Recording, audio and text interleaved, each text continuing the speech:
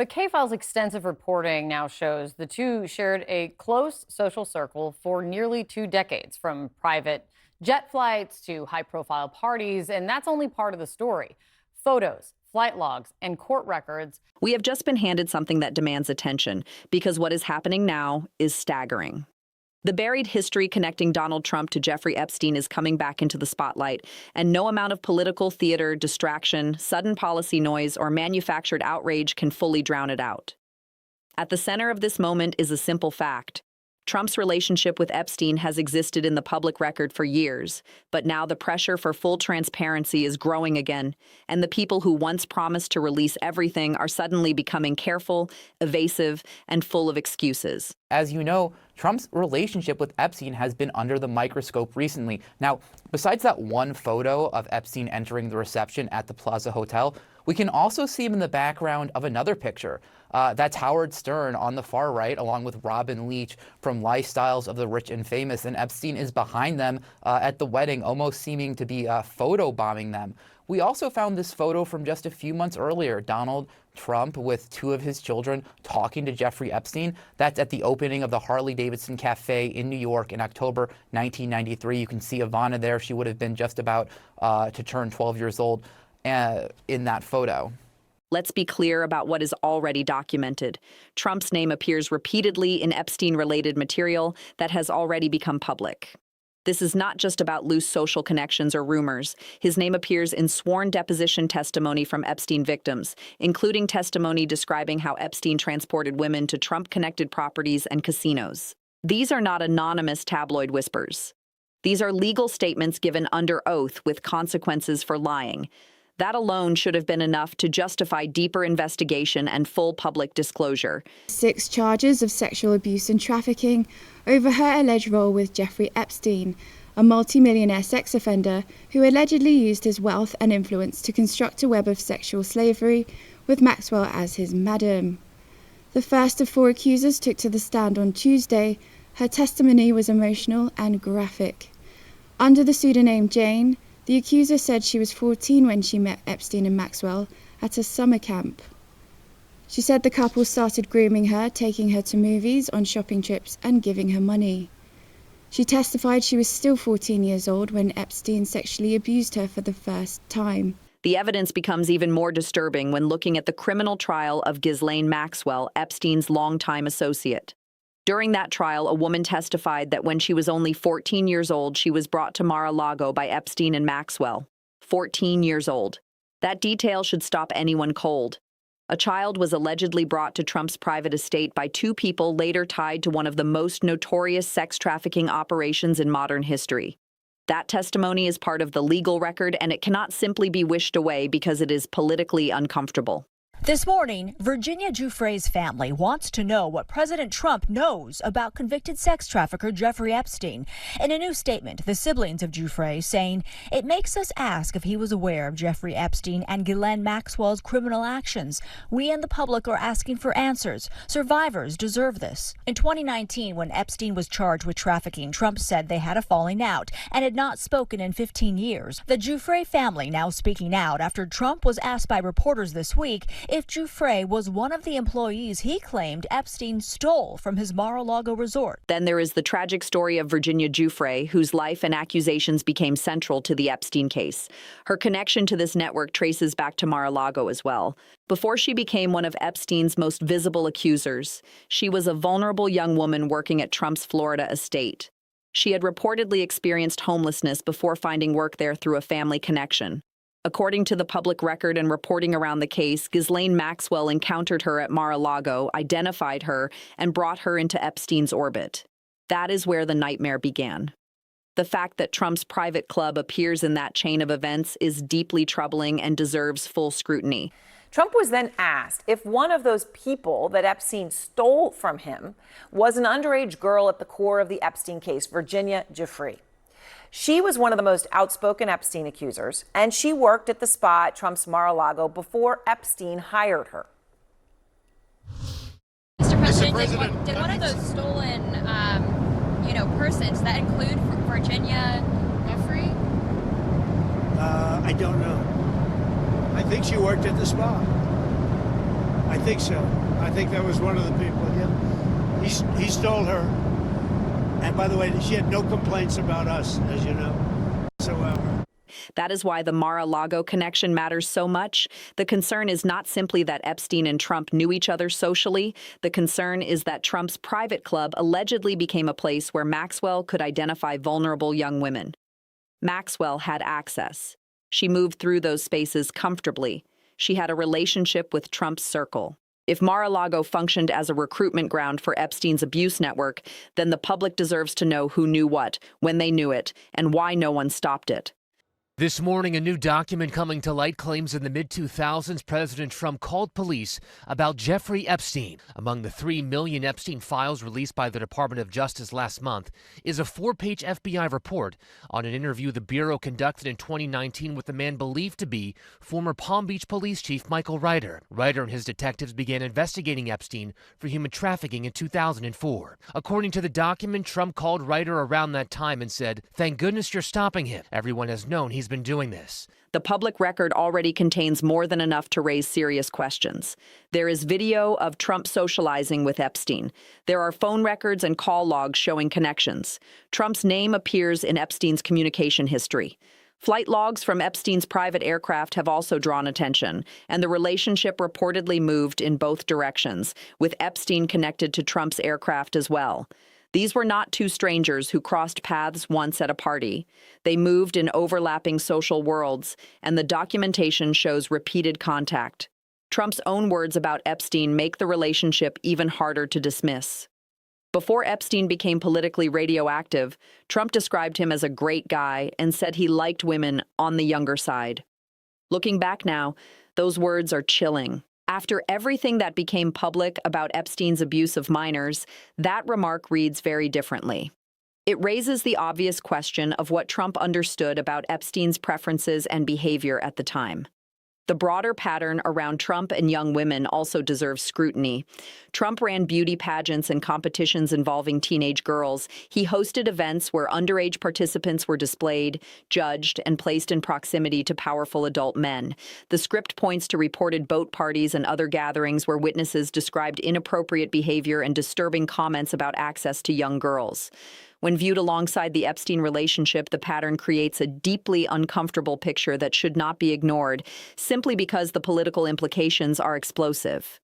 Trump's children were also reportedly brought into Epstein's social world, which makes the normalization of the relationship even more disturbing in hindsight. Epstein was later exposed as one of the most prolific sex offenders in modern history. The fact that he was treated as a social peer in Trump's orbit raises serious questions about judgment, proximity, and what people in that world either knew or chose not to ask. And yet, all of this is only the part we can already see. There are still sealed, redacted, and hidden records that could reveal far more. The script points to files such as the D-174 materials as one example of the documents that could shed light on what Trump knew, what he did, and how deep the Epstein connection really went. If anyone truly wanted transparency, the demand would be simple: release the relevant files, release communications connected to the matter, release grand jury testimony where legally possible, and remove unnecessary redactions. The public should not be forced to accept a filtered version of history when the government is sitting on documents that could clarify the truth. That is why the broken promises matter. Trump and the MAGA ecosystem repeatedly promised that the Epstein files would be released. They positioned themselves as champions of transparency. Anna Paulina Luna and others publicly suggested that the truth would finally come out. But when the moment arrived, the story changed. Luna herself later expressed frustration, saying she and the task force had not received access to the actual documents being released. She complained that what was being offered looked like Epstein's phone book, material that had already been available for years, rather than the real substantive files the public demanded. That was the bait and switch. Right-wing influencers were paraded around with binders as if they had obtained explosive Epstein files, but what they appeared to be holding was material that had already been public for years. The presentation was theatrical, almost insulting in its simplicity. The public was promised real transparency and handed a staged moment. And the irony is that even the older phone records still contain Trump's name, which only makes the refusal to release deeper material more suspicious. The real Epstein files are not impossible to locate. Many of them exist on government servers, including FBI vault records, but they are heavily redacted. Black bars cover names, locations, and key details that could reveal the full scope of Epstein's connections. The solution is not complicated. Remove the unnecessary redactions. Release the material. Let the public see what the government has been hiding. The question is not whether the documents exist. The question is why those in power keep refusing to reveal them fully. Lauren Boebert's recent comments made the situation even more revealing. She said she supports releasing the full list of names connected to Epstein's network, but then immediately began building excuses. She raised questions about whether the files may have been altered, whether previous administrations destroyed material, and whether decades of government handling made the documents impossible to fully trust.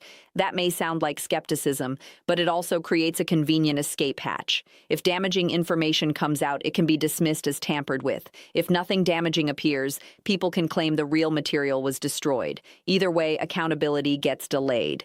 Boebert's comments became even stranger because she acknowledged that she is part of the same system she distrusts. She described Congress as a place where rules shift constantly and where people should always question what they are shown. But when applied to the Epstein files, that skepticism becomes a pre-built defense mechanism. It prepares the audience to reject whatever comes next. If the files implicate powerful people, call them altered. If the files are empty, claim they were cleaned. That is how the truth gets trapped forever behind suspicion. What is remarkable is that people like Lauren Boebert and Jasmine Crockett appear to be landing on the same basic demand: release the files. Crockett has argued that Trump's constant controversies and distractions serve a purpose, pulling attention away from the Epstein material. And that argument is hard to ignore. Every time pressure builds around Epstein, Trump creates a new outrage cycle, a new headline, a new spectacle. The question is whether that chaos is accidental or whether it helps bury the one story he most wants people to stop discussing. Pam Bondi also played into this pattern. She once claimed the Epstein files were sitting on her desk and suggested that release was imminent. The posture was full transparency, bold action, and long-awaited truth. But then the files did not appear in the meaningful way people expected. The promises faded into excuses about reviews, sensitive information, and careful handling. It became the same Washington routine: promise transparency, delay the release, offer a watered-down version, and hope the public moves on. The MAGA media ecosystem has already started building defenses. Sean Hannity has spent time trying to explain away Trump's Epstein relationship. Charlie Kirk has followed similar talking points. The coordinated nature of those defenses suggests they are preparing for more damaging information. They are not acting like people confident that there is nothing there. They are acting like people trying to build a protective wall before the next wave hits. Michael Wolff's comments add another layer. Wolff has said he was once approached to serve as Epstein's official biographer and recorded dozens of hours of conversations with Epstein. According to him, those recordings include Epstein speaking in detail about his relationship with Trump. If those tapes exist as described, their value is obvious. Epstein, in his own voice, discussing Trump, their interactions, and the nature of their connection would be historically and legally significant. Those recordings could help clarify questions that have been buried under years of spin. Because traditional channels have failed to provide full answers, the script argues that new approaches may be needed. Democratic Congressman Robert Garcia, now leading oversight efforts, creates an opportunity. Shadow hearings could be one path forward. When formal committees refuse to act, lawmakers can still bring witnesses forward, present evidence publicly, and create a record outside the usual structure. That kind of forum could allow people with direct knowledge of Epstein's network and Trump's connections to testify in public, where the story cannot be quietly buried. This is not about partisan point scoring. When a 14-year-old girl testifies under oath that she was brought to Mar-a-Lago by Epstein and Maxwell, the obligation to investigate goes beyond party politics. When witnesses and records connect Trump's properties, Epstein's network, and vulnerable young women, the demand for accountability becomes bigger than any election. The public has a right to know the truth, especially when the person connected to these records became president of the United States. The evidence already available is serious enough to demand full transparency. The depositions, the legal testimony, the flight records, the phone logs, the public comments, the Maxwell trial testimony, the Mar-a-Lago connection, and the remaining sealed or redacted documents all point toward questions that cannot be answered by slogans or media spin. The only real answer is disclosure. Release the files. Remove the redactions where legally possible. Let the public examine the record. The Epstein files are sitting in government custody. They are redacted, but they exist. The truth is not missing. It is hidden behind black bars, bureaucratic excuses, and political fear. The question is whether anyone with power is willing to let the American people see what has been concealed. Until that happens, the demand should remain simple and constant. Release the real files, stop the staged binder shows, stop the excuses, and let the public know what the government has been protecting.